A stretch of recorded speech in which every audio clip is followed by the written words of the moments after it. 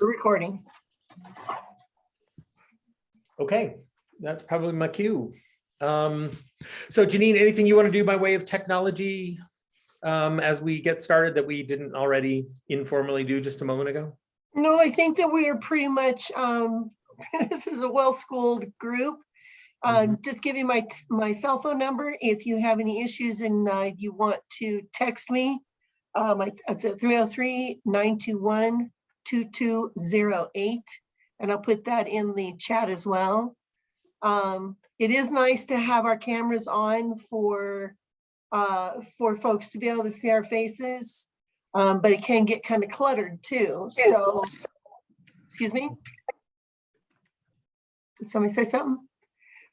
So I would just say that have your microphones muted unless you're speaking. That will cut down on the interference in the chatter. There is a function down at the bottom there where you can actually raise your hand, and I am monitoring both the presentation and the participants, so I can always bring you in, put you in the queue for asking questions or making comments if you'll raise your hand. So with that, I will turn it over to Mike. Okay. So I've shared my screen so you all can see tonight's agenda. We're going to start with updates, first EPA, and then Bonnie and any updates from other CAG members, but we'll give the floor to Bonnie. And then you see the discussion items listed out. You should have received an agenda just prior to the meeting. Probably a little later than you usually get it, so apologies for that. I'm going to stop sharing so that you can see faces. And let's start with updates. First, EPA.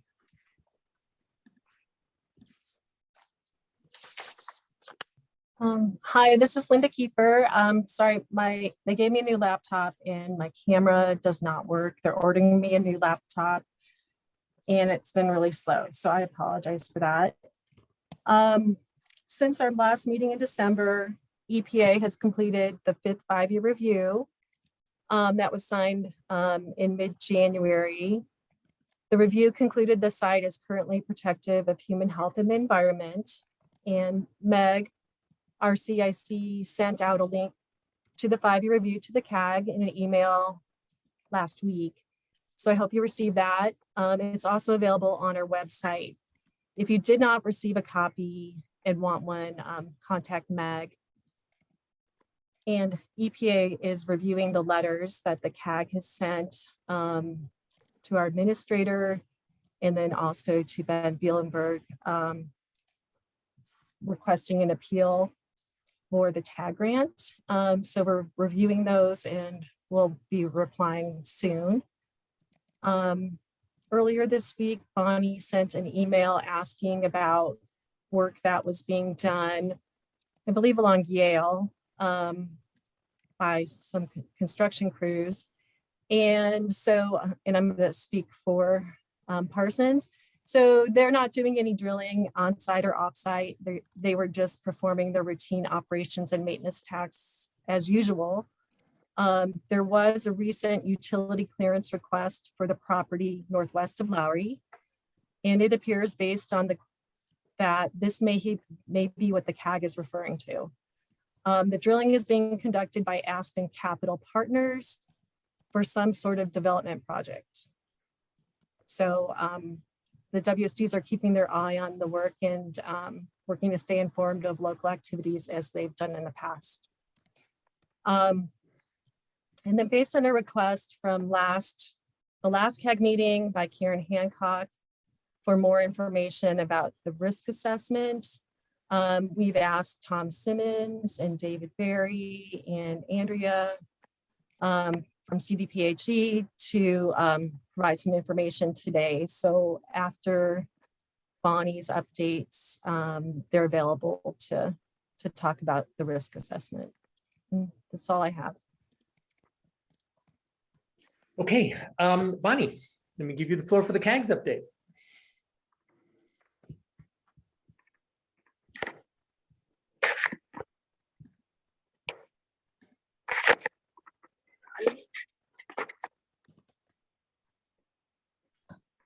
Bonnie, you're on mute.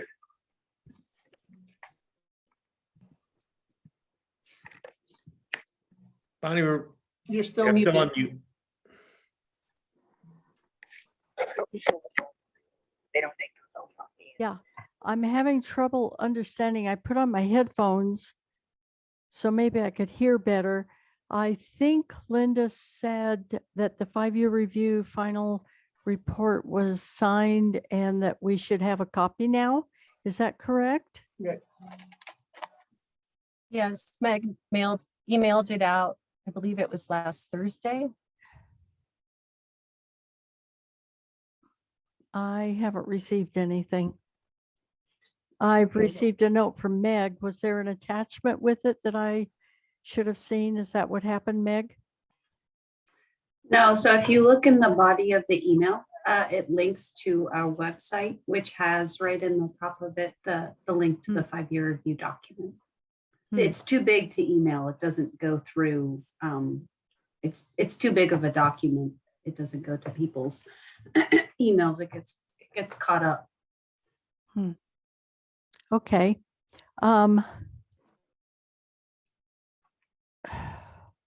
So Michael, is this my time to update people? It is your CAG updates. Okay. First off, I would like to update the group that the CAG has thought about and discussed the task group. And we did contact Sase and he did contact us back. And he's willing to talk to us. He gave us a date of the 17th, but we're having trouble deciding if we want to discuss this with Sase, because understanding that the contractor that would probably assign us someone within EPA's realm that would be willing to take on the Lowry landfill and consult with the CAG is handled by SKIO. And SKIO is an EPA contractor that currently works on EPA issues. And so we haven't gotten back to Sase because we're trying to decide what the benefit would be to having an EPA contractor assign another contractor to assist the CAG in decision making. And what I read the CERCLA documents to say about public participation is the reason the tag was set up was to give the community the opportunity to hire someone that could independently talk on their behalf. And from my conversation with the board, we don't see that SKIO, who is already a contractor to EPA, is going to give us an independent contractor that can talk on our behalf to EPA. And so we haven't gotten back with Sase. He was offering to tell us what we could do and how he would help us. But we haven't gotten back to him because of that reason. And so I'm not sure where we're going right now, but we have contacted the new EPA administrator for Region 8, DC Becker, and we have said that we believe that we need an independent technical advisor to operate on our behalf, not an EPA advisor. So that's where that stands right now with the CAG. We're not trying to put Sase off, but took us quite a while through all the holidays to get a contact with him. And second thing is that we noticed that Janine has sent us an email telling us that she is now the contact point for discussing water testing in Gun Club Estates. Thank you, Janine. However, we're concerned about the fact that we did contact CDPHE about our concerns about PFAS. And I'm not sure where the PFAS situation and this latest email from Janine saying that she is the person we need to contact about testing in Gun Club Estates, and the resultant letter that we received from Tracy White saying CDPHE wants to work with the CAG on community involvement. So I'm a little confused about that, and I would like to know where the two become differentiated, because the PFAS issue means that there's going to have to be something different in the considerations of testing on Gun Club Estates. So at some point, we would like to understand that a little bit better. If CDPHE could help us, we'd appreciate it. Yeah, I can try to address that, Bonnie. So the Gun Club Estate sampling is completely separate from PFAS. The PFAS sampling is going to be managed by our emerging contaminants group, and they have a PFAS grant program. They are in the process of setting up a form that individual well owners can fill out to request sampling of their wells, and that's not live yet. When that goes live, we will provide that so that individual well owners can just directly engage with that group and set up sampling for PFAS. That's within Gun Club Estates or anywhere in the state. The Gun Club Estate sampling is part of the site assessment program that we have. And so it's a much different program. It's very focused on issues related to Gun Club Estates. And that's the information that Janine's replied to your original email with, I think was this morning. And so that's a separate program and a separate sort of project that we're working on independently. So Janine is our public involvement contact for that project. And the other project, again, is being run by our emerging contaminants group. And so they will be the one running that. That's not something we're directly involved in. We're just coordinating with them. And so once I have more information on that, we'll probably have Janine go ahead and send that out since she has the mailing list for the area. But the contact people may be a little bit different. Is it all concerned with CDPHE? Yes, this is all CDPHE. But we're going to divide Gun Club Estates and the PFAS issue, even though Gun Club Estates could be impacted by the PFAS. Is that correct? Correct. Gun Club Estates can get their wells sampled for PFAS under the same program. It's just that the Gun Club Estates assessment that we're doing under our site assessment group is focused on the other contaminants that are in the area. And so we weren't looking at PFAS for that program. We're looking at volatile organics, and we're looking at 1,4-dioxane and other things that are in the area, but not PFAS, because we don't have specific standards for PFAS yet in the area. So the PFAS program is basically filling the gap that we're not looking at under the Gun Club Estates assessment. But it's broader than Gun Club Estates. It's for anybody in the state that is concerned about PFAS. Okay. Bringing PFAS in a broader perspective is a good thing. We appreciate it. However, we do have a concern that everything is being divided up into different sections of CDPHE, and yet it's the 5-year review was signed off on as protective, and yet we don't have any answers on the PFAS, even though we have evidence that PFAS is definitely in the area. And so we're somewhat confused about how the two issues could be separate. And I understand about the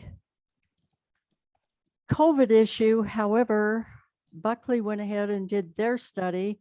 They have their results. I don't understand what going into people's home has to do with getting the samples. I guess CDP, if I'm not wrong, is CDPHE saying they can't take outside water spigot samples? They have to be inside the house? Is that what we're saying? We don't know without looking at each individual well, how it's completed, where there's treatment, what the best access point is. So we have to do an inspection before we can decide where the best sampling point is. So have you talked to these people who you intend on testing their homes? Have you talked to these people about what would be the best approach, what their systems are, what should be tested, what wouldn't, what they'd be willing to accept? Have you talked to people yet? That is the next stage, Bonnie. This is a very slow process. It's a regulatory process. It's very stepwise. So that is the next phase that Janine mentioned with the fact sheets in that email. So that is the next step. Okay. However, I do know it's easier than that, but if that's where CDPHE is at, then that's what we have to accept. So thank you very much. You're welcome. So, Bonnie, anything else? Any other updates? I don't think so at this point. Tom, do you have anything you'd like to update anybody on?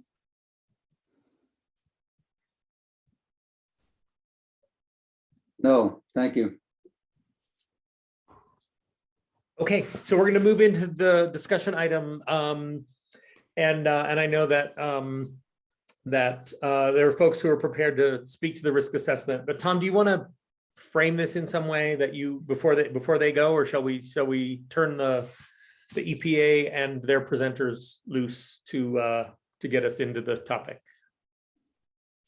Well, as we said multiple times, we prefer not to have a presentation. We prefer to have a discussion. So I'd like us to allow us to have a discussion. And I think what was written in the agenda speaks for itself, and we can go from there. Okay, so you want me to give them the floor to start the discussion? Go ahead. Okay.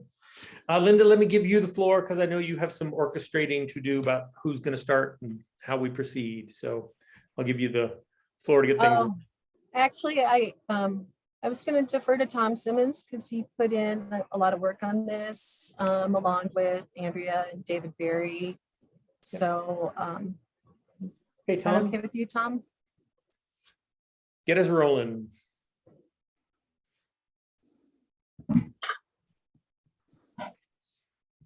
Okay, I am there. Can you all see me and hear me? Both. Perfect, perfect. All right, so yeah,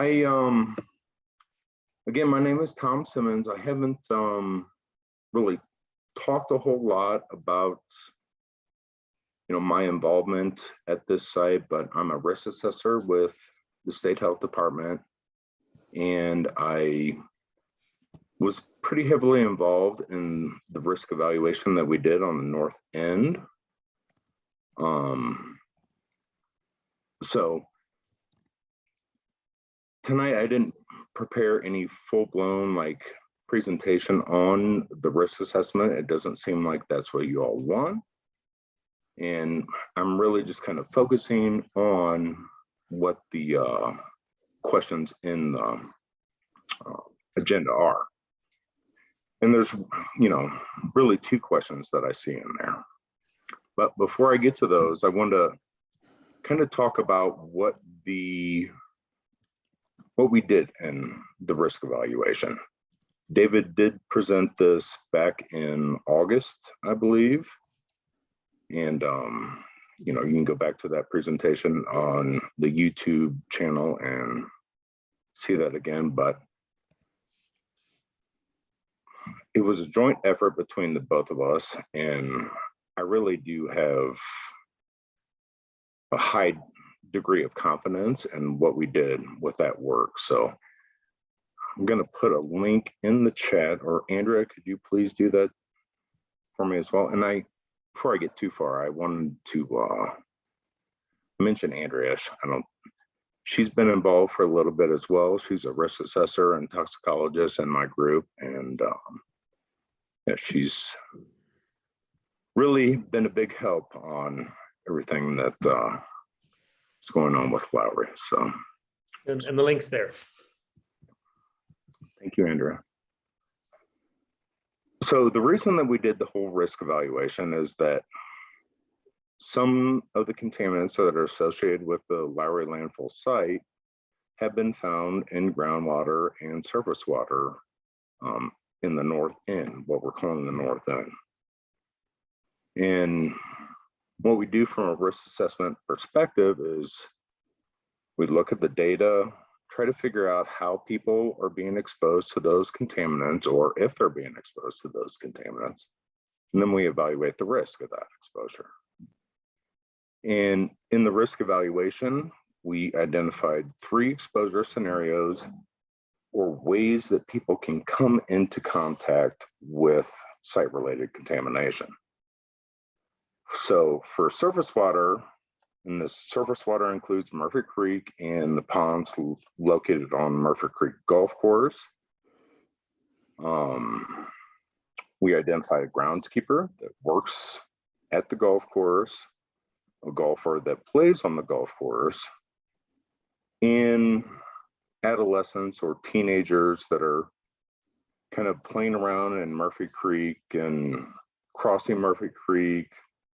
You know, as a teenager, I played in creeks quite a bit. So, you know, just kind of generalized recreational use. Those are 3 complete exposure pathways that we identified. We also looked at a hypothetical resident. So right now we have no information to suggest that any residents are using the shallow groundwater where 1,4-dioxane has been detected.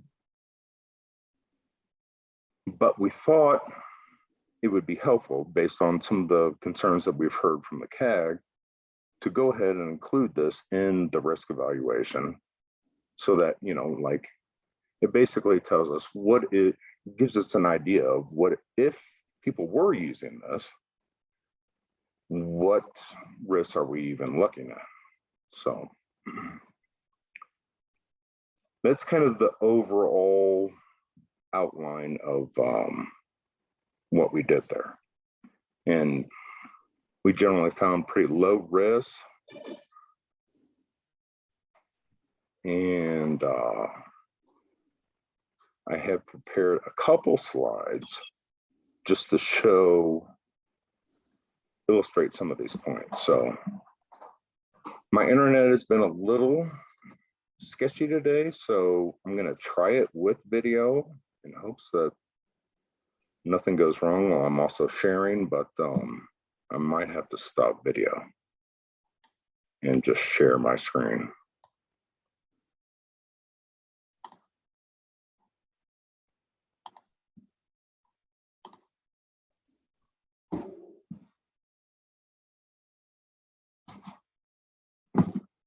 Can everyone see that okay? Yep.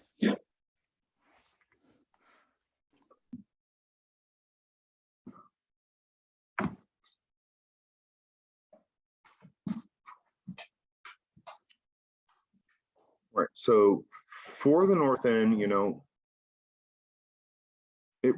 this risk evaluation really kind of focused on 1,4-dioxane because we know that that's occurring in the landfill site itself, and it's also been detected in this shallow groundwater north of the site. So a lot of it, the risk evaluation is focused on 1,4-dioxane. However, we also included a multiple contaminant exposure scenario to look at other potential VOCs or volatile organic compounds that are associated with Lowry landfill site.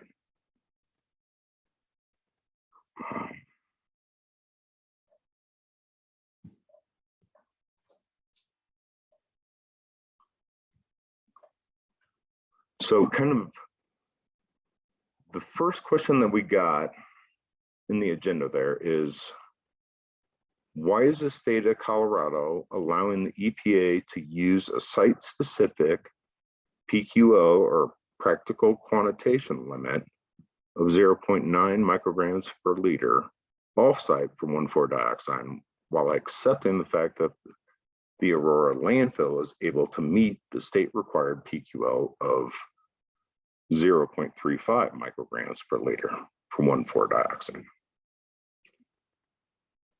So the short answer to that question is that, and as you can see in the agenda, there's kind of some risk-related discussion associated with that. The short answer to the question is that the risk evaluation and the site-specific PQL aren't really related at all. I think that there might be a little confusion on the risk evaluation and what the purpose of that assessment was versus other values and documents that have been completed. I'll try to work through some of these points from a risk perspective. So the PQL is really a measure of laboratory performance. How well can we measure 1,4-dioxane in the groundwater with other constituents that are also present? It's not used to compute any risks at the site. We didn't use it in the risk evaluation. What we actually did was consider all recent groundwater and surface water data that had been collected from the north end. And this includes what's called J-qualified data. And what J-qualified data is an estimate of the concentration that is lower than the practical quantitation limit. So we included all of that in our risk calculations when we did the risk evaluation. We did, use a standard approach to risk assessment and evaluated the risks of the hypothetical residents using the 95 percentile upper confidence limit on the mean, as well as the maximum detected concentration of 1,4-dioxane in groundwater. In addition, we also evaluated potential risks to multiple volatile organic compounds that were detected in the shallow groundwater as well. The PQL didn't really play any role in the risk evaluation.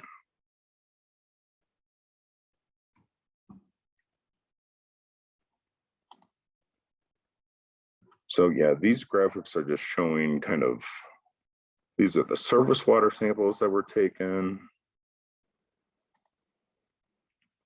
These are some of the groundwater wells that we included in there. I just put those in here in case we have to refer back to them. Didn't want to make any, specific points about these figures, but in case people have questions, they're in here for us to go back to. Here are the questions that are presented in the agenda. And before I get into kind of talking about some of the risk levels, I did want to mention, and this is simply to provide you with a little perspective about the cancer risk levels that we're going to be talking about. So in the US as a whole, the lifetime cancer risk from all cancers is approaching 40%. It varies for males and females. It's slightly different. Females are slightly lower, around 38. Males are slightly higher, around 40%. So what that basically equates to is 400,000 cancer cases per million people. It's these numbers that we do for the risk evaluation, it shouldn't be directly compared to the absolute risk that I'm talking about right now. There are two different values. It's just to give you some idea of the level of cancer risk that we're discussing here tonight.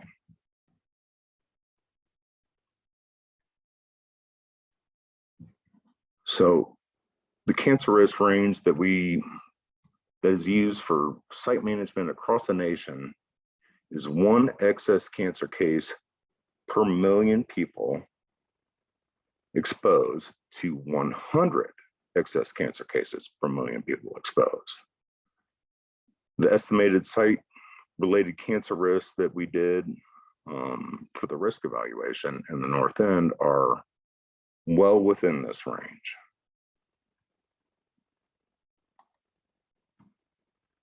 This is a table of all of the cancer risks that we put together. And going back to, I think the next graphic will really kind of illustrate better how where these risks fall, but I wanted to put them all on the table so they're easily accessible for you all. And Tom, let me just break in. Tom has his hand up. I know, Tom, if you want in, so this is more discussion than presentation, but do you want to? Yes, and I apologize. I cannot see who has their hand up while I'm in presenting mode or anything like that. So just feel free to interrupt, ask questions. Yeah, Tom, you want in here? Yeah, thank you. Yeah. The reason that we bring up the 0.9 and 0.35 is because according to CERCLA, 0.35 is supposed to be used at least when in preference, because it's a state standard, as preference to cancer risk. It may be that you can't use that when you're doing a risk assessment. Maybe a risk assessment can only be on cancer risk. You have to answer that first. So that's the first part of my question. The reason we bring up 0.35, if you'll focus in your map on Jewel Avenue, you'll see that the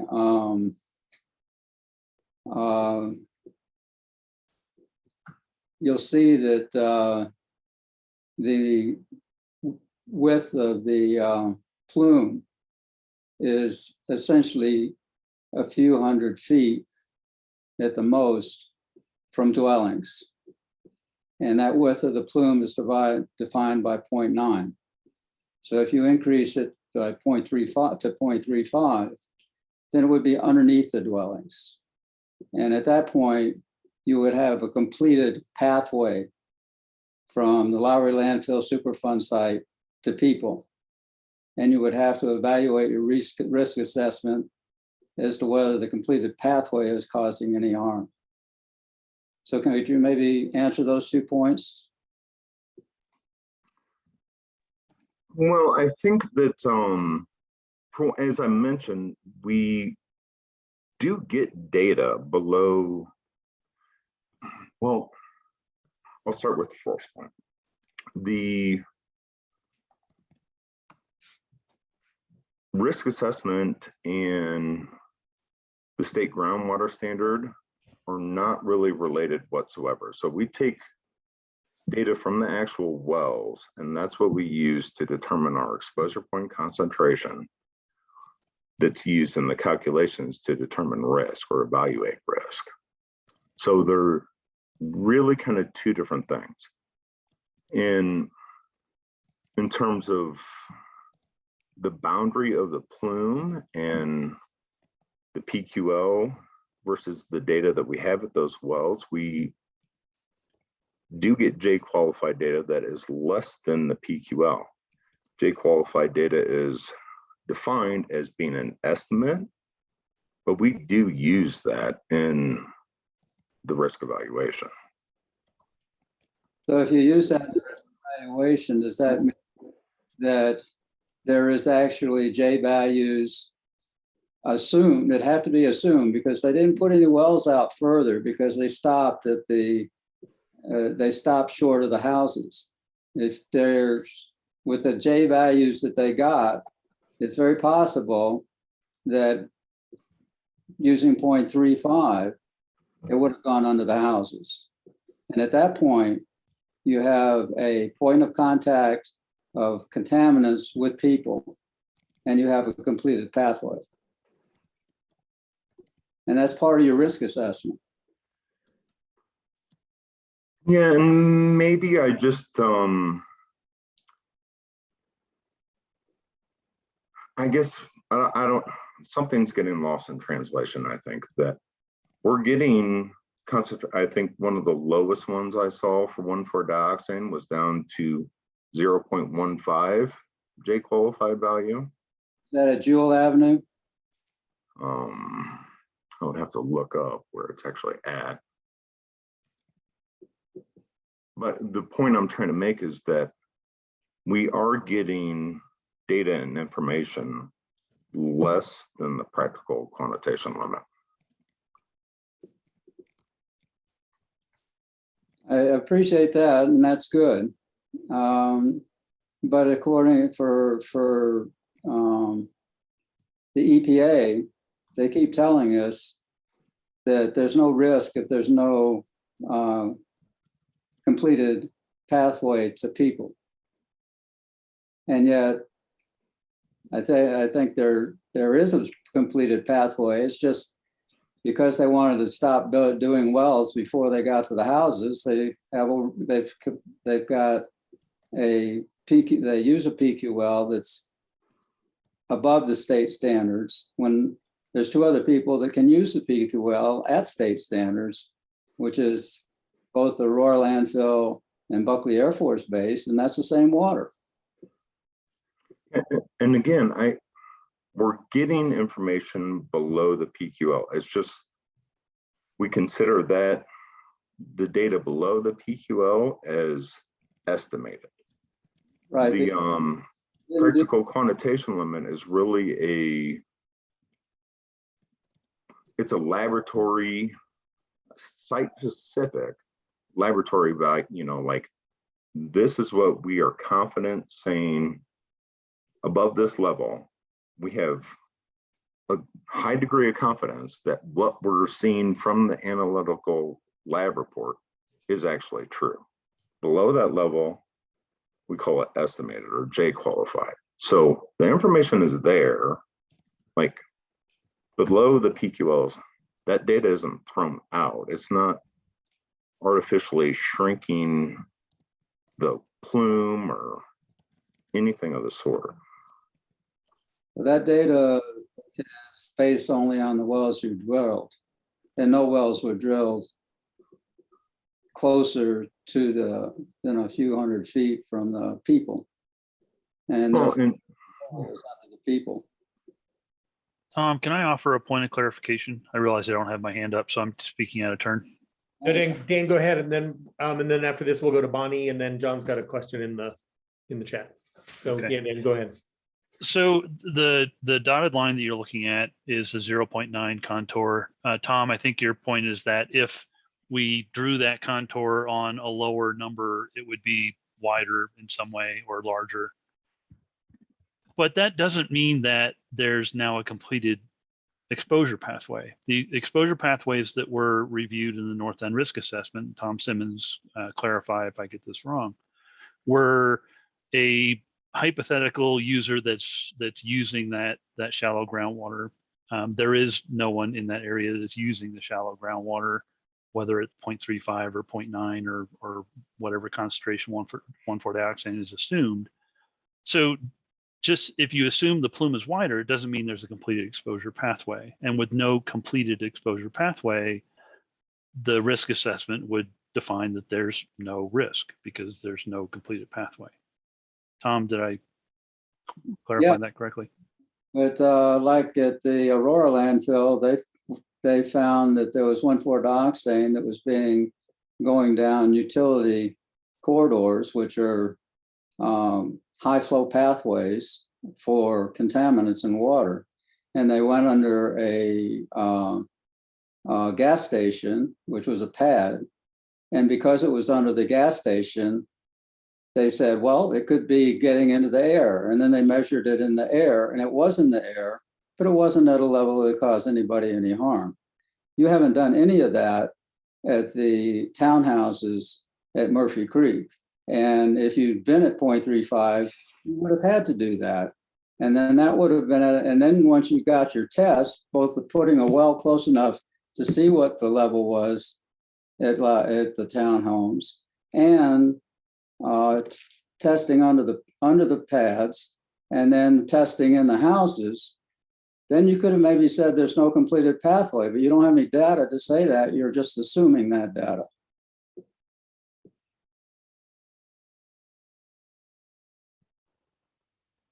Is that not right? No, that is not right. We would never have to go do what you're basically asking for is a vapor intrusion investigation, Tom, to determine whether vapors are coming up into people's homes. At a level of 0.35 or 0.9 or even 10, we would not be doing that sort of an investigation out here because 1,4-dioxane in the groundwater is not going to volatilize into structures above it at concentrations that low. So we would never see a concentration of concern based on these low levels of 1,4-dioxane. And I think we touched on that in the risk assessment. It'd have to be like 1,900 micrograms per liter for it to cause an indoor air issue, a vapor intrusion issue. So we would not be out there doing an investigation if we were looking at 0.35 in water out there. Absolutely not, nor 0.9. So that's not something that would have happened regardless of the difference between the PQL and the standard. Hey, just one more comment and I'll let you go to other people. I missed, and it's my fault, the 1,900 micrograms per liter of 1,4-dioxane would be required before you get enough of a vapor intrusion to be able to need to investigate it. Can you please send me that article? I believe that's in the risk assessment itself. So it's not an article, it's in the risk assessment itself. And that is correct. Yeah, 1,900 is actually one of the lowest screening levels that we use to assess vapor intrusion. That's a Michigan-based screening value for deep groundwater. We ran a vapor intrusion calculator for the site that's included in the risk evaluation, and we came up with numbers more towards 16,000. It was 15,900 ppb. So the levels we're seeing in the groundwater are much, they're orders of magnitude away from what we're even thinking about for vapor intrusion. Okay, Tom, I'm happy to keep going, but I also want to get Bonnie in. Can I do that? So Bonnie, jump in to this discussion. Okay, thank you, Tom, for your discussion so far. I appreciate the fact that you're willing to hear what we have to say and to at least consider it, because that's an important thing in a risk assessment, because no one really knows. You can have all the numbers in the world, but we have a lot of chemicals of concern in the water out here that were not considered in the risk assessment. And that's a real concern to us. I personally am not concerned with the cancer risk. I don't believe that Lowry landfill has yet impacted my well water, but I have had cancer. Many of us have out here. And what I would like to say at this point is the cancer risk is not a valid reason to say no more studies. We have 138 million gallons of chemical waste sitting within the point of compliance at Lowry Landfill Superfund site. And if those wastes get into the water, the multiple effects are going to be devastating. And our concern right now is that those wastes not get into the major aquifers.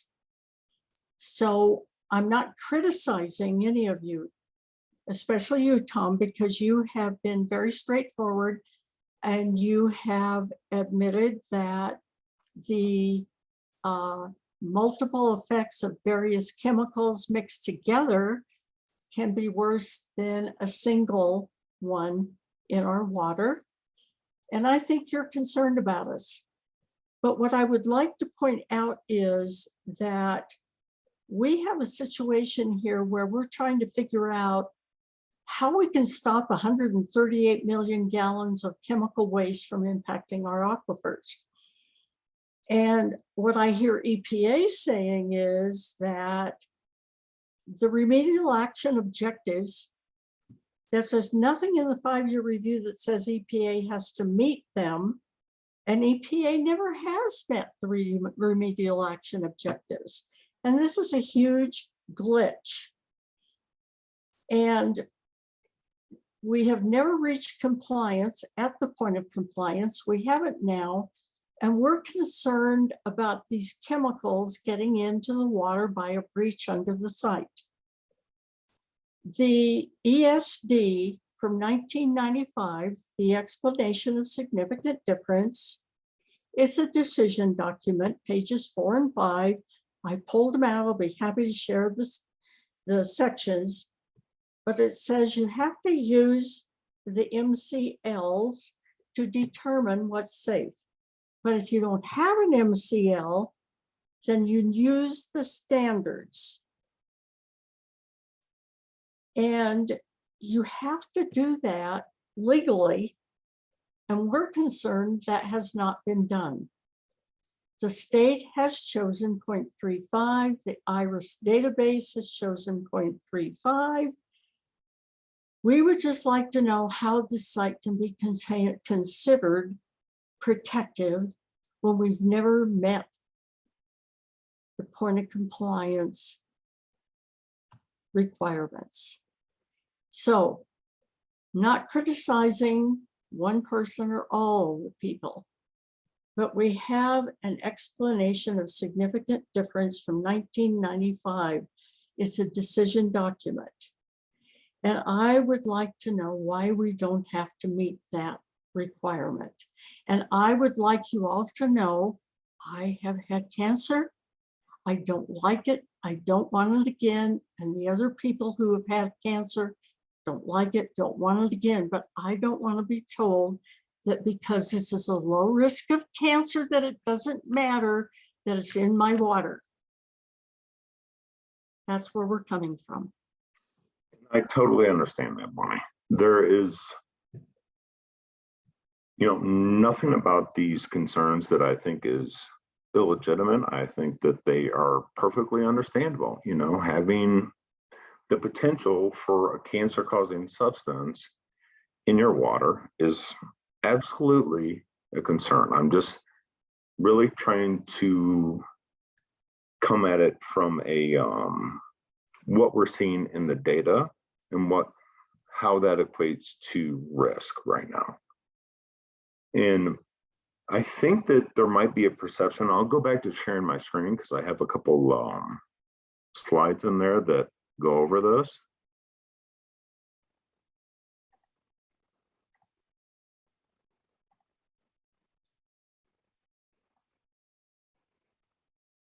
So here's our first slide that I put in that so in the middle, and for anyone who has a hard time seeing colors, on the left-hand side over here, this is below the decision-making cancer risk range. We essentially consider risk down on this level negligible. And then shown here in orange, oh, sorry, we flipped to red.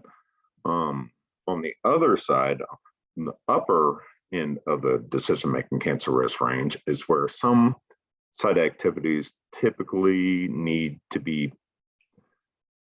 put in to reduce potential exposures, depending on the site. What that action is can vary. So in the middle, this is the cancer decision-making risk range.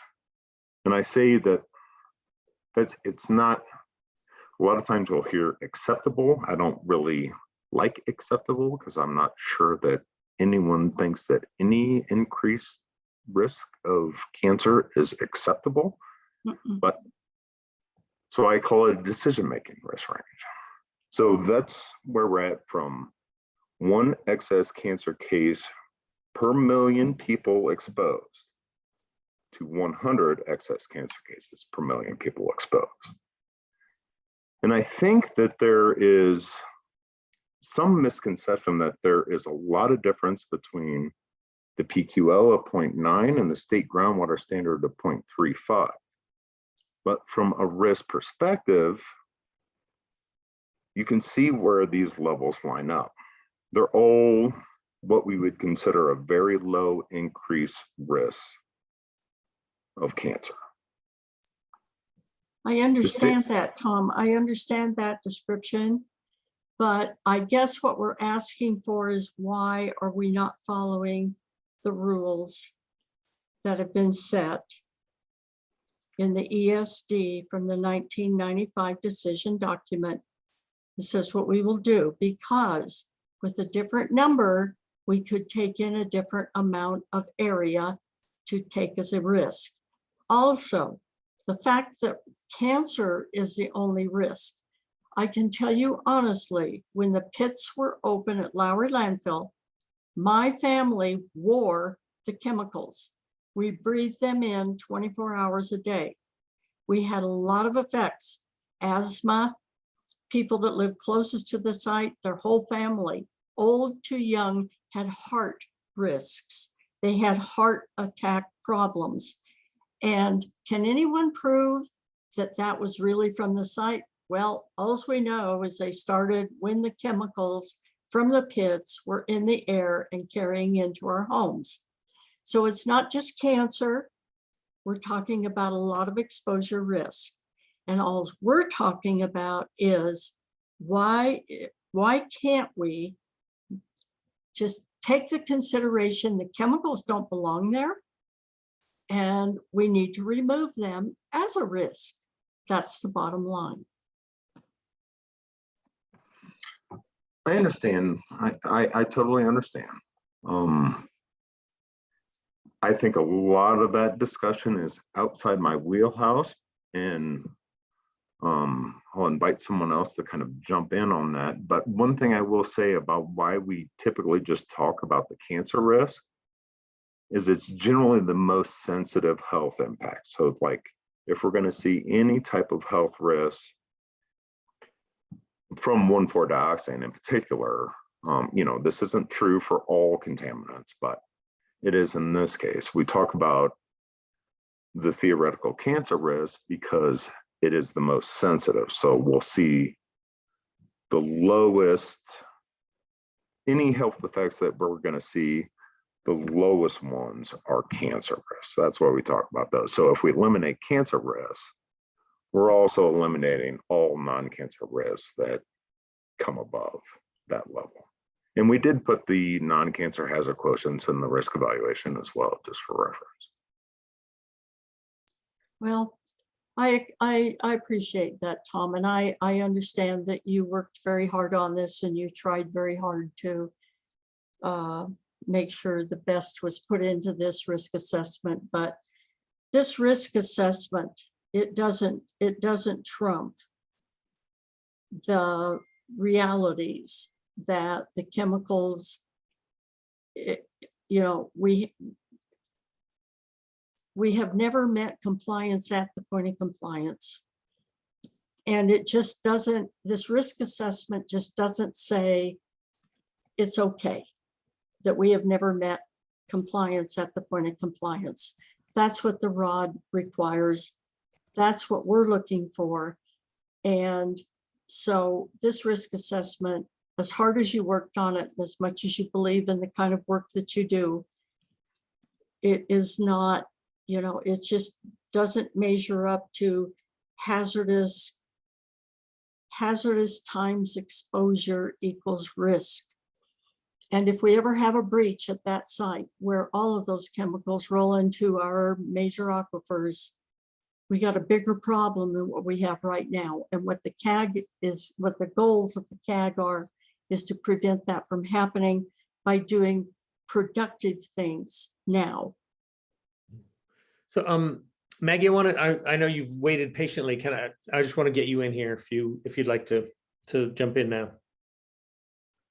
I just wanted to make people aware that, you know, with what Tom was talking about, not knowing exactly, you know, how wide the possible exposure would be, my neighbor would allow his sump pump to overfill.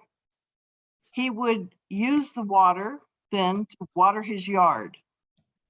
And so I would think that somebody who had a house along that path and allowed their sump pump to do that could have exposure daily. And so there are crazy things that people do. And I just wanted to make everybody aware that that type of stuff happens in this community. Okay. Tom Simmons, I want to give you back the floor. I got Dietrich's hand as well, but wanted to see if you have, if you wanted to continue, and then we'll get Dietrich in. Oh, I'm fine, and I very much appreciate being allowed to do this discussion. Thank you. Yeah. So Tom Simmons, more before I turn to other kinds of questions, I just want to make sure you've had the opportunity to conclude your thoughts, and then I'll get Dietrich in. Yeah, I mean, the slides that I put together are basically for conversational purposes. I think that we can get to them as questions come up, at least on the point with the practical quantitation limit and the risk evaluation. You know, there's another question as well that I will get to here in a bit. Okay. Okay, so Dietrich's the next only hand I see. So Dietrich, jump in now. Thank you very much. And Tom, this is always a challenging thing to discuss. Risk assessment is very challenging to discuss with folks, particularly folks that live near these sites. So I think we all know we're kind of in the heavy lifting of some of this technical communication with this. I've got questions about the surface water and groundwater data. First on the surface water data, I noticed when you put it up, and it's one of our outstanding comments on this, a portion of that data is very old, over 15 years. Some of it, I think the latest is 2016. The data sets are described as opportunistic, which means they were collected. Typically, that means they were collected as part of another program. So we don't have specific QA/QC often associated with it. And in this case, there's not critical flow information about it, whether it was storm flows or base flows. So I would think these limits would, and plus you're just a small quantity. So small quantity age and QA/QC. Usually we would see a recommendation from a risk assessment in this kind of situation to be to collect more recent data under a good sampling plan and provide that. And this is also coupled with the fact we've had significant operational changes on how shallow groundwater is managed at the site since this data has been collected, which can affect what's flowing into the surface water, improvements or not improvements. We just don't know. Where's this discussion of uncertainty in the reporting? And are we going to see a recommendation to collect more data? The development, the sump pumps flowing down into these things could all seriously affect your results.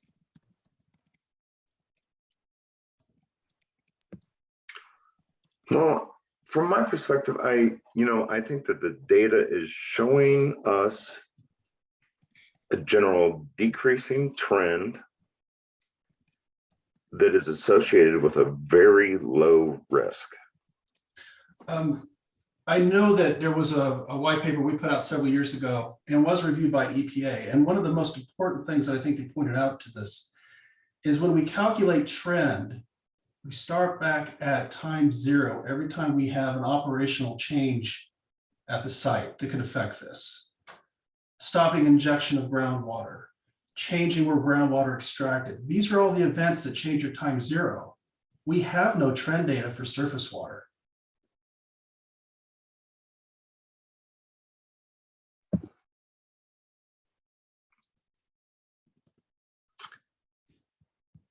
I would be happy to provide a copy of that to you if you don't have it. I know you're a little more recent to the project since that came out. Yeah, I mean, I'd be happy to look at that, but I think, you know, where we do have multiple samples, like samples collected from 2006 to 2016, we see a decreasing trend in that data that we have available. So you're talking about 2 or 3 sampling events. Right.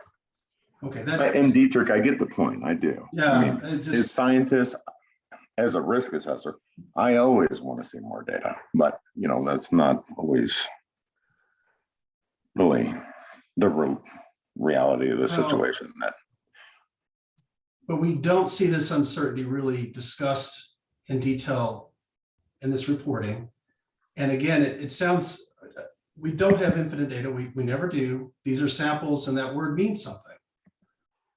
But we can't say we have trends off of 2 data points. We can't say we have trends when there's been changes in how the site operates that could affect this between that.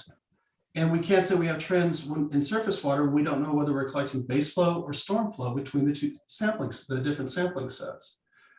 So we're back at square one. We know what the risk was when that sample was taken. And the conditions are not consistent between today and when those samples are taken. Just the introduction of more homes in that area, more sump pumps, more people can affect how much of that shallow groundwater ends up in your surface water. And that's just one of the factors to consider. So let me just note that we have lots of people weighing in the chat. I want to give those who have weighed in on the chat an opportunity to speak up if you want to add those thoughts into the conversation. Folks, I just want to make you aware of the chat so you can refer to it and keep your eyes on that as well. But for any of you who've weighed in on the chat, do you want in on the discussion part too? Shall I give you the floor? John Barber, you have a comment in there. Did you want to talk about that?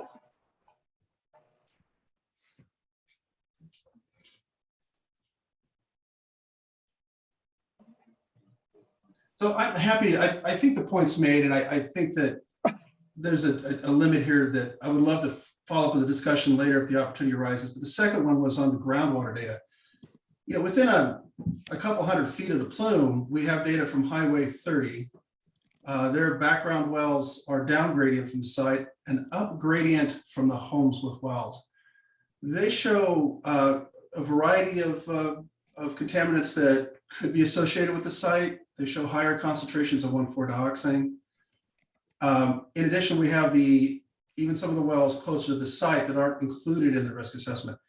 It seems like the risk assessment is very specific to one small area and doesn't include all the groundwater data that could be part of this plume. It seems to kind of convolute the results a little bit.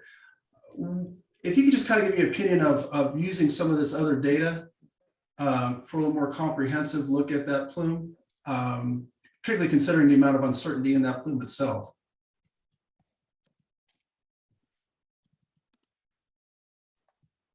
Tom S., thoughts about that? Yeah, I think I would be happy to look at any additional data. I will also point out that some of these wells that we considered in the risk evaluation are going to be monitored. They're in the groundwater monitoring plan, so they will be, you know, update. I think most of them are semi-annual, if I remember correctly, but yeah, you know, I'm always happy to look at additional data. Yeah, I think part of our concern was we were always concerned that the east-west limits on the plume were not very well categorized due to the well spacing along the north-south trend. And the Highway 30 landfill gave some insight into what those concentrations could be in that direction, at least, and they're up-gradient wells. And whether or not we were looking at, since we're in a channel flow type environment where the plume was, and let me put this out there too, Tom. You deal with the data you're given by the hydrologist and stuff. And the reason I'm pointing this out is you may not have been given this full set of data to evaluate, which limited the work you could do. it's not an uncommon problem, and it certainly is not any fault of your work. You take your numbers, you do your calculations.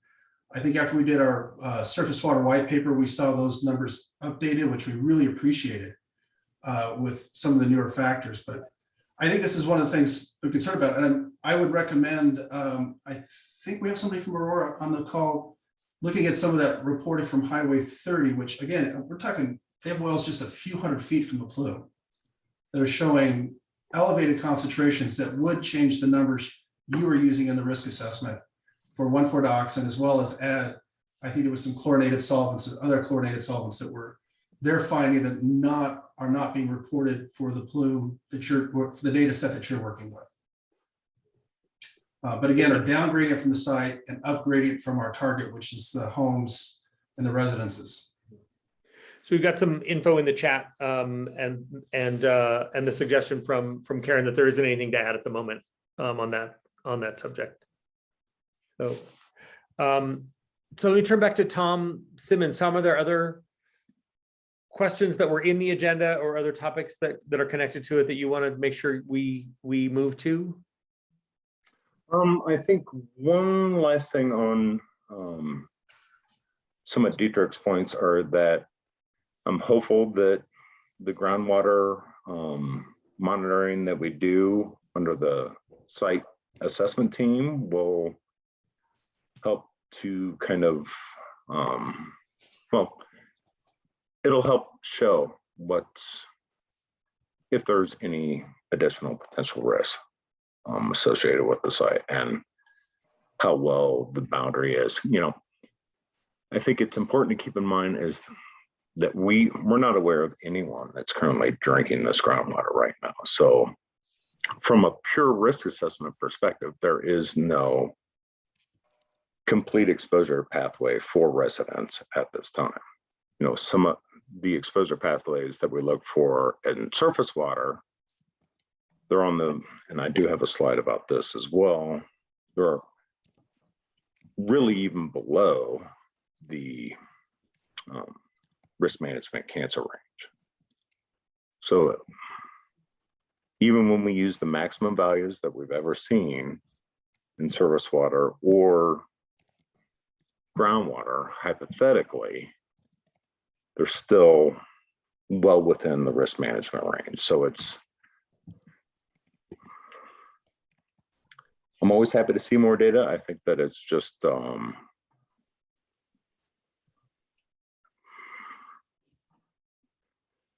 I don't know how to say it. It's I don't see a whole lot of evidence that there's increased risk that would substantiate a bunch of recommendations to collect additional data. So. Okay. Can you guys see? Oh, yeah, Janine, go ahead. Can you see the Tom's presentation on your screens? Yeah. You can. Okay, so Paula Smolin in the chat had the question: what's the risk associated with other chemicals of concern besides 1,4-D? Are any of these other chemicals addressed in the risk assessment? Yes, of course. Tom, do you want to talk about the very last entry here on the table, the increased cancer risk table? Indeed.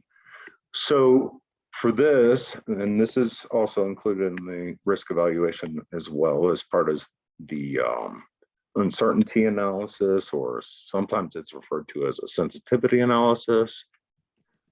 And it was really based on concerns that we heard from you all in the community, that what are multiple chemical exposures and what do they look like? So we looked at all of the VOCs that have been detected and potentially associated with contaminants that are found at Lowry, added them all together, including 1,4-dioxane, and that risk level is still only 10 in 1 million, or 1 in 100,000. So it's, even if we assume somebody was actually drinking this water, which we don't think is occurring, that's the highest level of risk that we're really seeing, which is below the midpoint of the risk management cancer risk range.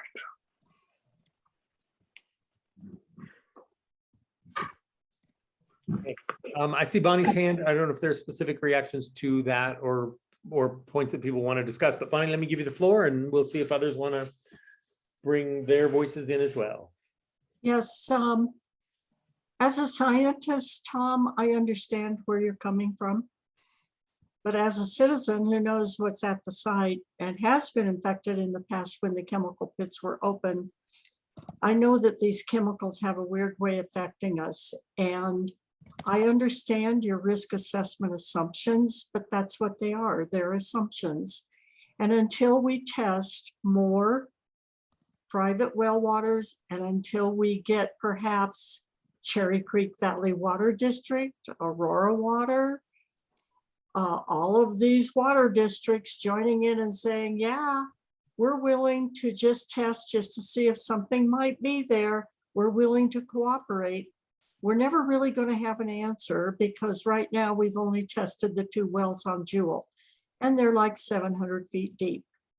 And I'm saying, thank God, so far, we haven't found anything. I don't ever want to find anything.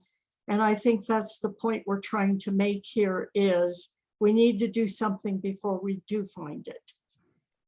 And so that's the goal of this CAG, to try and prevent the destruction of our water and private water wells.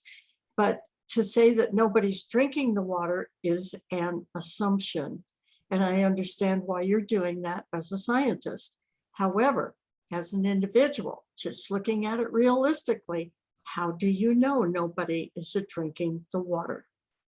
And we need to get the bigger water departments joining in and helping us to test certain areas to make sure no one is drinking the water. And that's our CAG's goal. Yeah, and I agree. I think it's very important to try to figure that out. And I think that the people working on this site are trying to do this. There's periodic well surveys that are conducted. You know, TCDs, they're Tri-County, they're trying to reach out to people that have groundwater wells and figure out how they're using them and you know, things like that. But and this is the information that I get that leads me to say we're not aware of anyone that's currently drinking this water. I'm sorry, I don't mean to interrupt you, Tom, but if you have reports that people are reporting what's happening with their water, we would love to know that information. You know, otherwise, I don't understand where that information could be coming from, but we would love to have that information and know who is putting that information out there. And, you know, I mean, I'd like to know if people are reporting what's happening with their water and how they're doing that. Dan, can you perhaps shed any light on what you do in terms of well surveys? Well, we do well surveys periodically to identify any, you know, private drinking water wells in the area that are maybe of in use, and that well survey is reported by the WSDs and in the site documents. Within the well, the plume extent south of Mississippi, we haven't identified any wells that are in use within the plume extent. And the wells, there are 2 wells that are relatively close to the defined plume that we've been sampling yearly for more than a decade at this point. Okay. And that data is shared as well. Okay. Okay. While I have the floor, one Yeah, Dan, point of please. clarification I wanted to make. Tom, you had that table that you put up that defined risk by compound, and the last row was risk associated with tabulation or a summation of all of the contaminants present. And that comes right out of the North End risk assessments on page 7 of 9, table 8. And you'll see in the table 8 in the risk assessment, again, page 7, that the calculated or summed risk that makes up that 1 in 100,000 is led by naphthalene, which is a compound that was identified in the risk assessment as being detected Mississippi and north and not within the 1,4-dioxane plume, which indicates that it's not related to Lowry and it's related to some other site. I just wanted to point that out so that everybody's aware. And then again, that's in the North End risk assessment. So you can check out the table and read the text yourself if you're interested.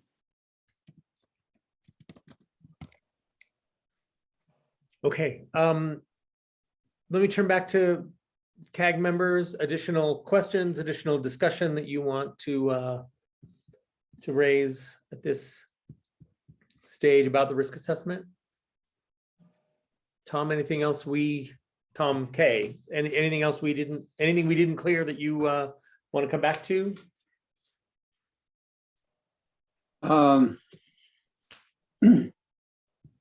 First of all, I'd like to ask that Tom's slides be made available to all participants if that's possible. Already done. And the second is, it looks like more data needs to be completed, as that Dietrich pointed out, 2 or 3 data points in surface water, and not including other sites, well water, such as what they've been able to find at the Aurora landfill, needs to be put in a future risk assessment. As well as, I'd like to add a third thing, is that PFAs are a emerging contaminant. As I understand it, despite what we were just told, that PFAs, that the state of Colorado has set a standard for PFAs at 0.07 micrograms per liter, and even lower than that for some of particular PFAs. No. That is not entirely true, Tom. There's a site-specific standard only for the Widefield Aquifer down in Colorado Springs. There is no statewide standard. So there is no standard in this area for what we call PFAS. And the standard for the Widefield Aquifer only is associated with the impacts from Peterson Air Force Base to the municipal water systems and some private wells down there. But we do not have a statewide standard for PFAS and PFOA, which are the 2 constituents that are included in that site-specific standard down in Colorado Springs. Well, consider that, and consider the EPA is asking for more research into PFAs. It looks like that's a third thing that's going to need to be considered in future risk assessments. And I know that Tom is not the one that decides that. I know the EPA decides that, but we've got 3 reasons why future risk assessments need to be done.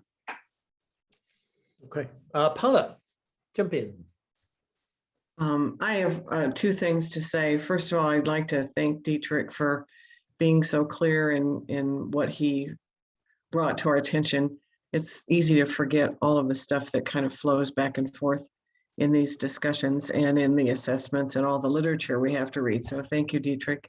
I think it's very meaningful what you say with regard to what the source of the water is at the time that those wells are being tested. My question, and I don't know that it's in the risk assessment, but I live on the golf course, and the golf course is watered, and I'm not remembering what the source of that water is, and it sprays all over my backyard. And so I would like to know if there's any risk associated with that. Back to your table, Tom.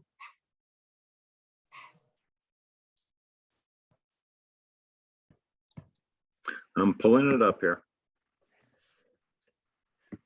I believe the golf course is watered with potable water from those retention ponds.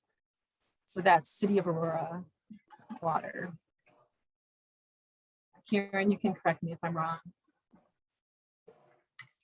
Yeah, I'd just like to mention that also is, it includes some raw water. So there is some mixing, and that comes from our reservoirs, and it is tested. I don't have the data in front of me, but the last round was that it did not have 1,4-dioxane in it. but I have no idea when that data was collected. So I can get that information and make sure that it gets out to the CAG after this meeting. Tom, can you get your table up? Thank you, Karen. And to be clear, I think that there was only one pond that we have found a detect in, the Ah, one for dioxane. too far. I'm getting there. Oh, that's the part. Wrong My direction. apologies. Oh, I think I was going to show this. So basically what we did here to evaluate the risk, this is a groundskeeper that works on the site, works on the golf course. We evaluated incidental ingestion of surface water, meaning that they're actually in the water. And then we also considered dermal exposure. This is for someone that's exposed to this water 250 days a year over a period of 25 years. And you can see where the risk level lies. So water, I would not, I don't make any risk conclusions without having surface soil data, but I wouldn't think that there would be much of a risk from having some irrigation water come onto your property, but that's not a formal conclusion without data to support it. So I hope that help. It's just to give you a perspective. Well, it is a perspective, but when you're faced with even a slight possibility of contamination or, illness or something happening, it isn't complete comfort that I'm feeling, but thank you very much. I understand. And like I said, I think that the data that we have is, I'll go back to this, is really only one detection that we've seen in surface water, and that occurs right here. I can't see it. You can't see my cursor Nope. on the J pond -02. Well, there's two detections there, actually. There it is. There it is.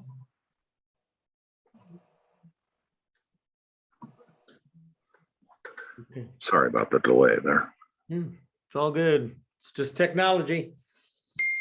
Okay, other questions, discussion on this topic of the risk assessment?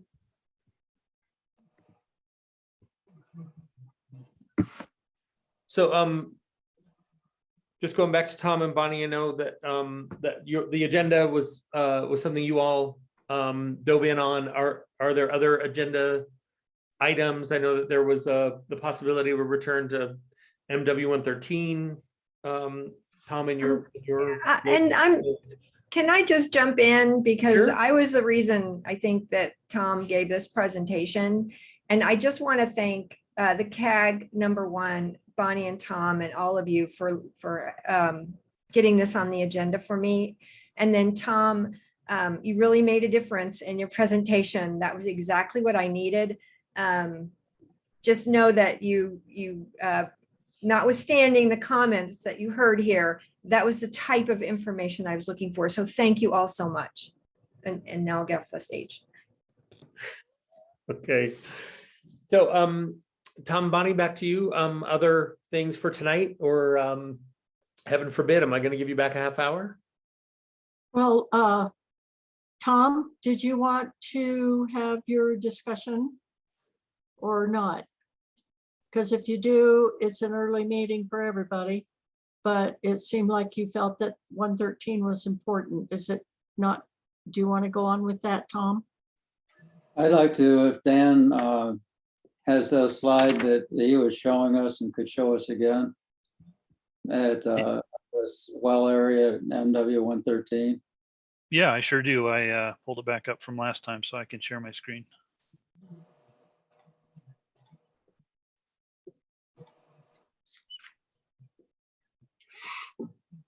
Okay, can you see that? Yes. Yes. Yes. Right. And as you can see here, for instance, here's the MW113 complex. I don't know if you can see my cursor, probably not. It is shaped like a water spout. It is large at the top on the surface, and it's narrow down at the bottom. And that's called the drawdown effect created by the well. And Oh, you're talking about. can you understand what I'm saying? It's going down from 5,686 feet down at the widest level down to a very, what is it? About 5,673. 4 feet, and it's much narrower. And that's called a well drawdown. And in the, was it the 2008 recommendations, they said well drawdown is not equivalent to your capture zone. And so where is the capture zone on this? So the potentiometric surface is drawn by using all the wells in the area, not just the extraction wells. The extraction wells are the purple dots. All these other dots are wells that we use elevation data from. So this cone of depression is drawn based upon groundwater elevations from all the wells in this area. So these contours that you see represent essentially a low spot in the potentiometric surface or a hole, and they're drawn based upon monitoring wells. So you're right in that at an extraction well where a pump is running, you don't use the depth to water within that specific well because it doesn't necessarily represent the area around it. But that's not what we've done. All of the wells around all these little blue dots are monitoring wells, not extraction wells. And those were what were used to draw this contour map as a whole, including the cone of depression associated with the extraction wells in this area. You'll also note that these crosshatch areas are dry areas where there is no water anymore present in the weathered Dawson. And again, those are drawn based upon water elevations or actually lack of water in monitoring wells, not extraction wells. Right, and that's water levels. Yep. What is your containment zone for chemicals? Where is your the point where you don't want the chemicals to get beyond? Well, from a hydrogeologic perspective, the containment zone would be the entire zone where groundwater is flowing inward or flowing towards the extraction wells. You see all these red arrows that have been drawn on the map to indicate direction of groundwater flow. So the area of containment associated with the system is the entire area where groundwater is being pulled into the extraction system instead of just being allowed to, flow down gradient or north in this case. So, roughly you could call the area of containment as this entire vicinity because all of the groundwater is flowing inward towards the extraction wells. Over here it's flowing from southeast to northwest towards the extraction system. Well, within the site, the point of containment is defined by chemical concentration limits. So where is the point of containment outside the site? Are you talking about the point of compliance? Point of compliance, yes, I'm sorry. Okay. It's not drawn on this particular map, but there are maps in the SSR to show where the point of compliance is in relation to, the wells and potentiometric surface. It's generally, in this vicinity. I'm not exactly sure where it runs, but it's through roughly through this area, south of the Hall Road. And, this is the surface water drainage. So it'd be, in this vicinity. I know where the point of compliance is for the site. And you're right, the point of compliance basically goes to MW 113 EW1. Where is it off? There is the point of compliance is associated with the site itself. In other words, you have no point of compliance for the plume.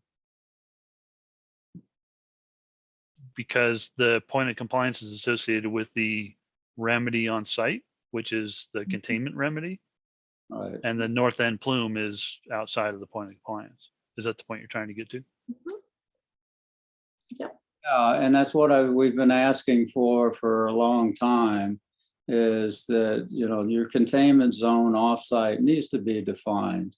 And it's basically been an estimate with your wells being a mile apart from north to south and being hundreds of feet apart from east to west, when you know that there is that the preferential pathways can be only 10 or 20 feet apart. Well, I'll remind you of the North End investigation report, which is the report that reports all of the data that was collected with all the monitoring wells that were installed during the North End investigation. And the extent of the 1,4-dioxane plume was defined within that document. And when you talk about, paucity of wells and there isn't a whole lot of data, you're looking at the maps in the SSR, which are mapping data collected during the annual groundwater monitoring sampling events, in which we collect a subset of wells. So there are more wells out there, and those wells are mapped in the North End investigation report. So that's the better document to look at when you're looking at, well spacing related to plume width, etc.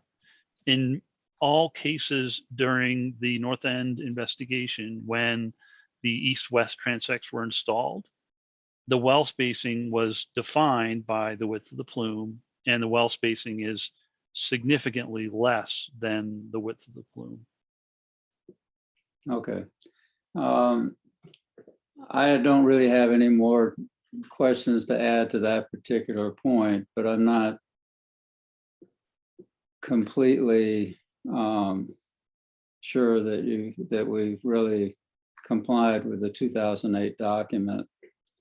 I'd like to go there rather than just, and that wasn't meant to be a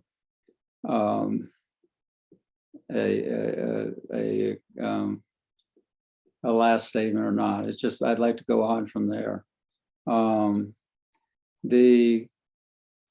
MW113 EW1 or MW113 complexes of wells were really put there in order to find where the primary flow pathway was.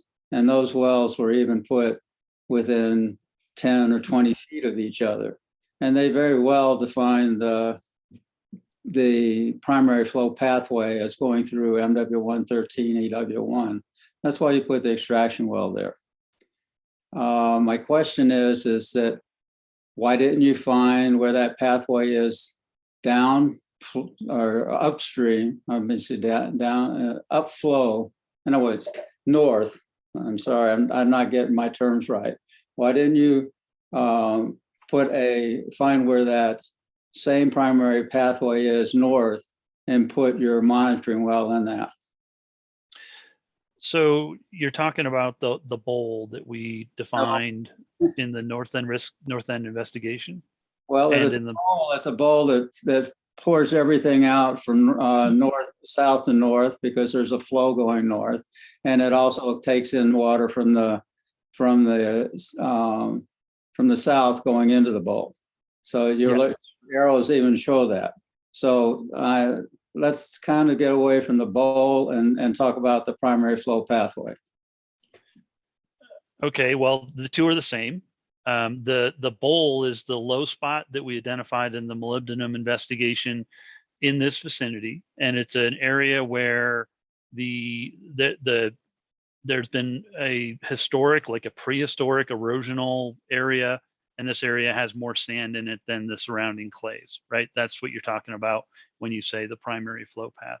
It's a region where in paleo historical times, the sediments that were laid down are of higher permeability, right? Right, and they were laid Okay. down in braided, intertwined changes in the flow of the pathway of water over time. And so we found it in one place. Why didn't we go down and find it downstream so that we could get a better monitoring well? Because the objective of this investigation in this area was to define the extents of the bowl or flow path so that it could be, so that extraction wells could be sited and so that flow could be stopped in this north area, north of the north boundary barrier wall. We put enough wells in to define the bottom of the weathered Dawson in this whole area and the area of higher permeability, or this bowl or flow path, whatever you want to call it.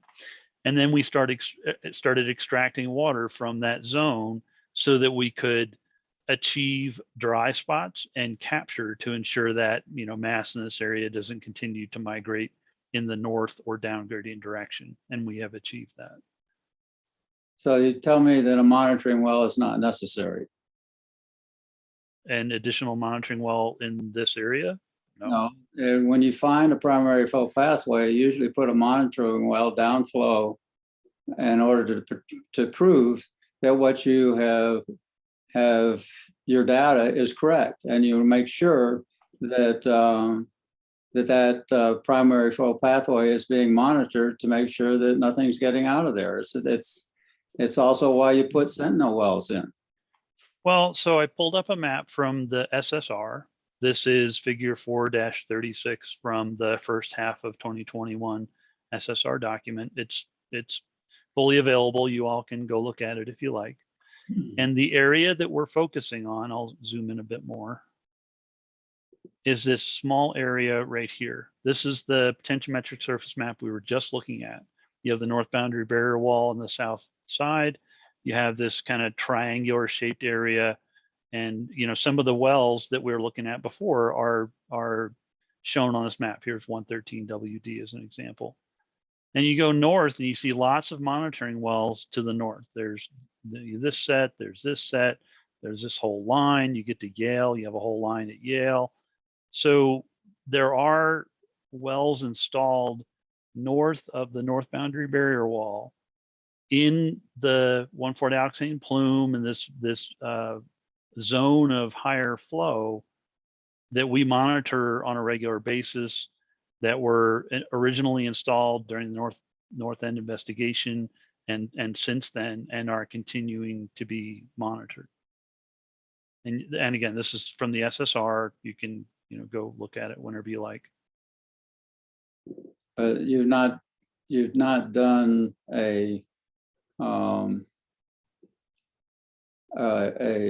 well spacing close enough to be able to say that you're into the primary flow pathway, have you? Well, but look at the well spacing along Yale, just as an example. You have the 1,4-dioxane plume, which is the red, which is, you know, I can dig up the scale. It's hundreds I don't know. Yeah, 1,200 feet wide. And you have well spacing on the order of maybe 200 feet or less. But yet the only way you found the MW113 EW1 was by taking those 200 feet apart things and testing even closer until you found where it was the deepest. Not true. You did. The 1,4-dioxane plume, even on the north end, is, you know, well, there's a scale, 800 feet wide. And the well spacing in this area is smaller because it had different objectives. The objective here was not to investigate how wide the plume is like it was at Yale. It was to define the bowl where the molybdenum was laying, where the high concentrations of molybdenum were detected, and define the perfect spot for extraction wells to ensure that water in this area didn't continue to flow north. So Bonnie, let me let you in here. Go ahead. I don't want to interrupt this conversation, Tom, but I do have to say that the one question we were all looking for tonight, I still don't know. Why does a risk assessment down in the north end here, and why do all of these different studies mean? How does the risk assessment give me assurance that everything is compliant at the point of compliance? That was the bottom line of what my question was tonight. Well, I can take a shot at that. And then Tom, if you want to weigh in, the north end risk assessment was designed to assess risk in the north end, north of the compliance point, compliance boundary. So the north end risk assessment really doesn't pertain to the compliance point. It was designed for the north end plume, right? The ROD says it will be in compliance at the point of compliance. And we're saying that the risk assessment that was done 2.5 to 3 miles north of that point of compliance indicates that the site meets the ROD requirement of in compliance at the point of compliance. And so I'm still lost. We're supposed to have at the point of compliance. How does this risk assessment and all these figurings to the north assure compliance at the point of compliance? Because they've signed the 5-year review, by golly.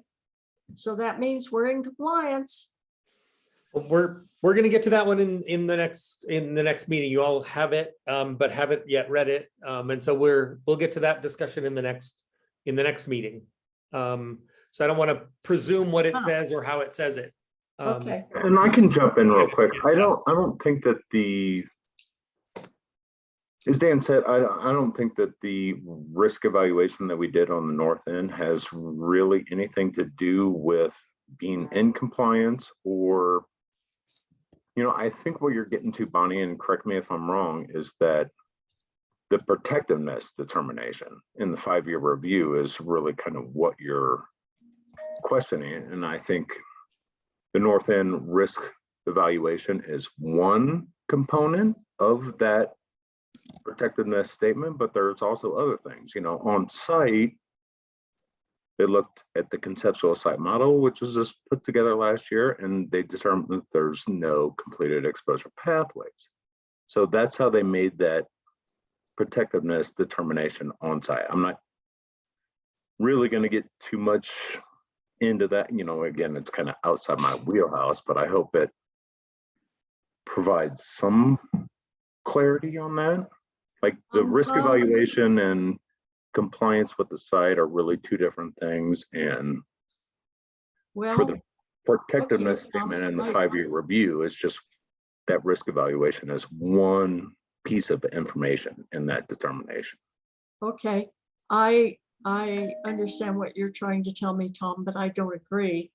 The risk assessment is supposed to say that we're protected, okay? And the record of decision requires at the point of compliance. And we're not in compliance at the point of compliance. And I also, there's so much politics going on here, Tom, that it's hard for people who aren't directly involved every minute of the day to understand that we still have major concerns about the CSM that was done, the conceptual site model. This is not a model that was carried on from the last conceptual site model. It's a new conceptual site model. And it's our concern that this new conceptual site model did not come along with a ROD amendment, which is required under the law. And so everything that's being said to us is not valid. We understand that under listening to the EPA and where EPA wants to go with this, that's where we're supposed to go, but we disagree. And the risk assessment, as far as we're concerned, was done as a shoe-in to make sure that this 5-year review was passed. we, the CAG, submitted a new chemical of concern, PFAS, and we submitted it to EPA before they signed the 5-year review. And it's our opinion that this needs to be investigated and the testing needs to be done to confirm whether PFAS are on this site or not before they can confirm and say, yes, it's protective. We certainly don't want PFAS flowing with 1,4-dioxane in our water. So we're not sure what's happening, but those are our concerns. And we're concerned that we have been told that our concerns aren't important, in essence. So what I'm saying is that we are concerned this risk assessment was used to determine protectiveness at the point of compliance. And I understand what you're saying from your understanding, but we can't agree with that. So we still don't have an answer to that. So I'll let this go now. I'm not going to belabor it any further. And so we just have to make sure that for the CAG members, that the message that you got from Meg that has the link to the 5-year review document is in your hands, that you can click on that link and receive the 5-year review, and then that will be your next subject. Tom S., last thoughts on the risk assessment, given that that people have not yet read the document for the 5-year review. Hold it, Mike. Bonnie's got more. Hold on. Okay. Yeah, Michael, I just want to know now, you're saying that you're putting this on the next CAG meeting as the next subject. Is that what you're saying? Yeah, that you have the link, but no one's yet clicked on the link and read the document. So Right. that's a subject for a future meeting. A future meeting, not the next meeting. Well, the next meeting or some meeting after, but I presume it would be Okay. the next one. Okay, because we're quite anxious to move forward with figuring out some companies to have come in and talk to us about technologies that would work at the site. And we haven't heard any response from EPA on their position on this, if we're allowed to talk about PFAS. The last time we asked for a briefing by CDPHE RCRA division, we were told that if we had a meeting about that the agencies would get up and walk out. I'm wondering where that stands now, because it definitely is an issue and we would like to have a meeting on that as well. So do you have any idea where that stands? I'm not sure who that was for. Anybody that can give me an answer.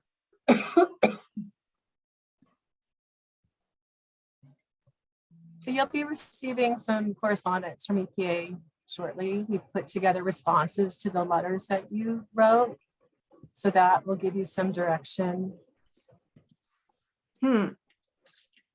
Okay, so this is the next thing that, again, we have to wait for EPA to put things in writing.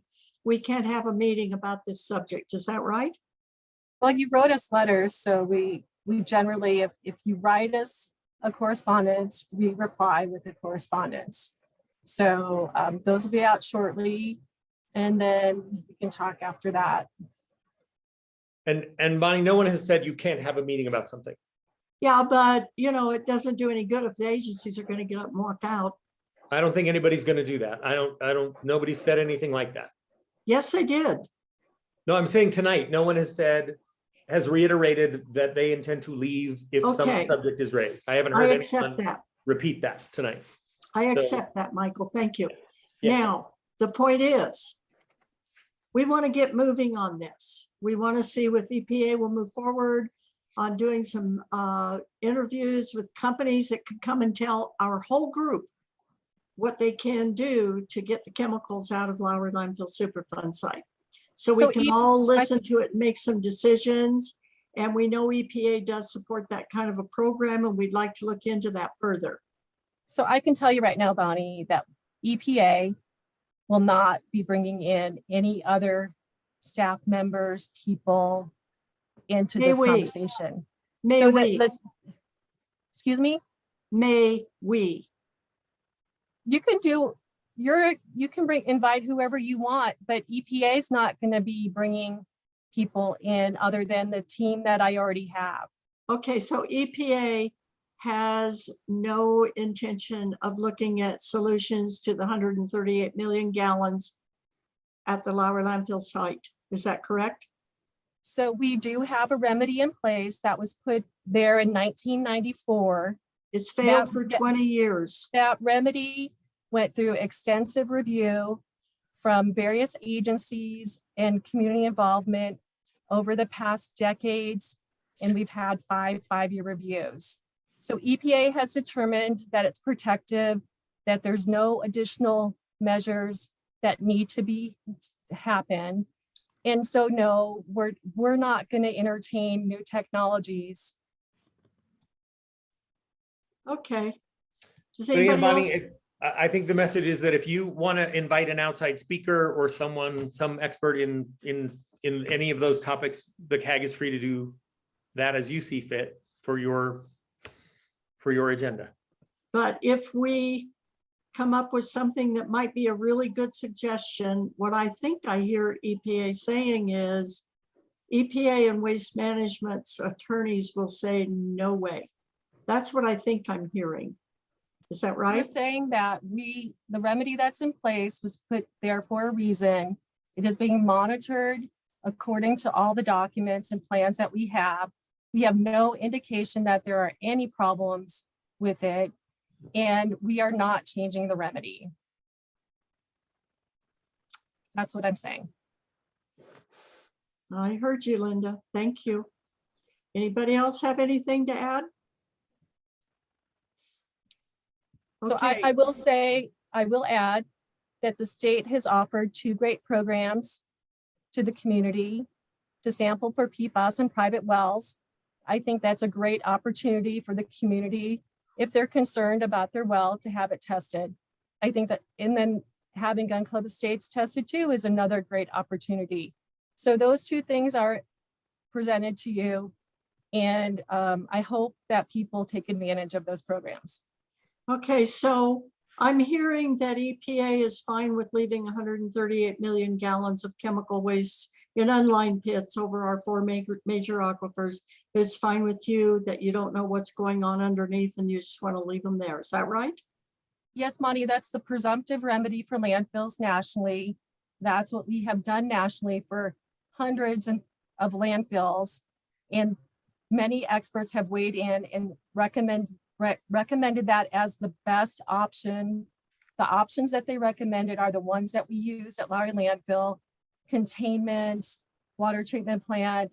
Everything that we have there matches the presumptive remedy. There's nothing to indicate that there's any other reason to do something different.